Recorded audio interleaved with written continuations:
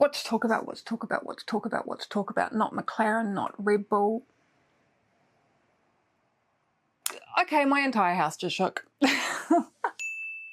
Kia ora, I'm Kimmy, I talk F1 in the world's second worst accent, and these are my 3 burning questions for the 2025 Mexico City Grand Prix. Now, before I get into the meat and potatoes, I just want to acknowledge everyone that's currently being impacted by the severe weather we're experiencing here in Aotearoa, particularly those of you who are affected by the fires and those who've had property damaged and are in real danger of being blown into traffic or hit by debris if you leave your home. I really hope you all get through this safe and with a roof over your heads. Things are just kind of starting to get a little bit wild here, but apart from the power cut this morning, we've mostly just been watching everything around us get worse and worse. So yeah, I just really hope you're all as safe as possible right now. It feels kind of weird sticking to a schedule with everything that's going on, but hopefully watching me go on about Formula One for a few minutes might just, I don't know, be a short respite. And for once I have an actual battery in my camera rather than a dummy running through the mains, so if it goes dark again, my only struggle should be the edit. So let's just crack into it, I guess. Now, I know a lot of you probably aren't the biggest fans of Autodromo Hermanos Rodriguez, whether it's fiddly last sector, slow stadium section, and limited opportunities for overtakes. But Mexico City has one big thing going for it, apart from the atmosphere, and that's its altitude. The combination of being a circuit that, were it at sea level, would require relatively low downforce due to its proportionally long main straight, and the need to run high downforce, max cooling setups on the cars to compensate for the thinner air always creates a bit of intrigue coming into the weekend. So that begs the question, will somebody get it wrong, whether that's cooling or aero or suffering the consequences of being out of their allocation of power unit components? And that last one is crucial. The high altitude reduces airflow, which, while not being an issue when it comes to the power output anymore thanks to the modern forced induction engines, does put a lot more strain on the turbo itself, and it also means things tend to run a little bit hotter. And with Lando Norris, Oscar Piastri and Max Verstappen all currently sitting at the limit of their power unit components, things could get a little bit interesting, particularly considering the McLarens hit their allocations before Max did in the Red Bull. Advantage Max? Maybe. Clever use of components from McLaren? Also, maybe.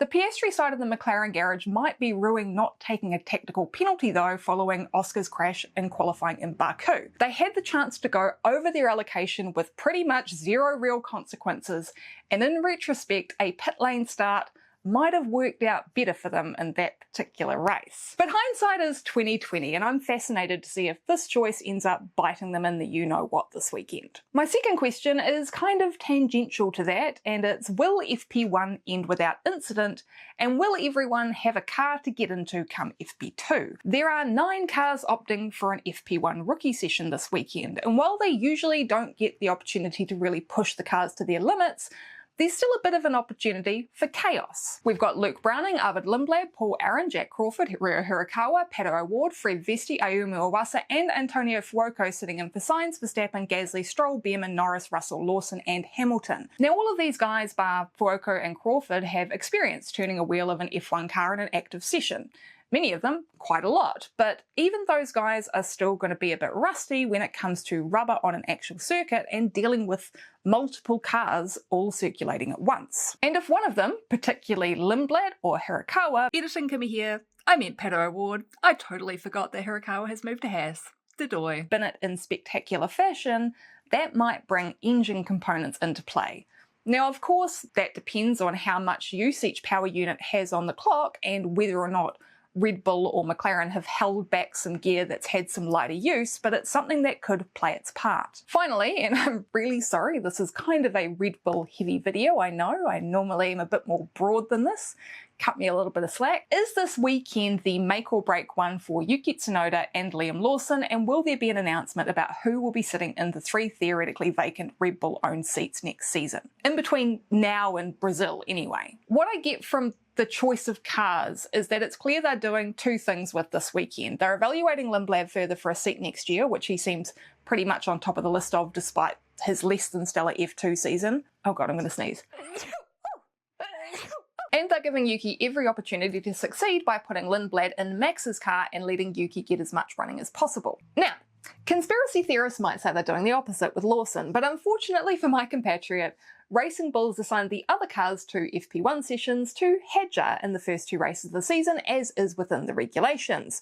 So that means they kind of have no choice but to run the FP1 program in Liam's car and do it this weekend. Could they have not picked the race right before they're saying they're going to make the decision?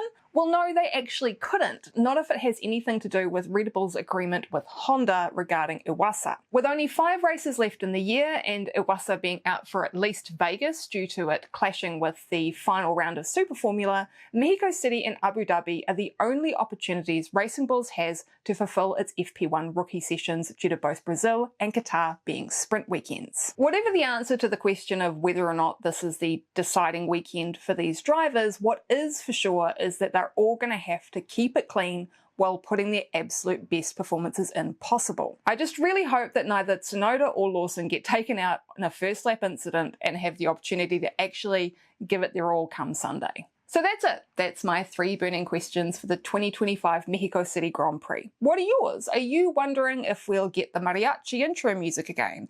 Maybe you're wondering if Ferrari will finally put it on the top step of the podium a full year after the last time. Or if you're from this part of the world, maybe you're more focused on whether or not your roof will still be here come the end of the weekend. Chat about it down in the comments. Thanks as always to my patrons for their continued support. Give this video a like and subscribe to my channel if you enjoyed it and you would like to see more from me, and I'll catch you next time. Ka kite!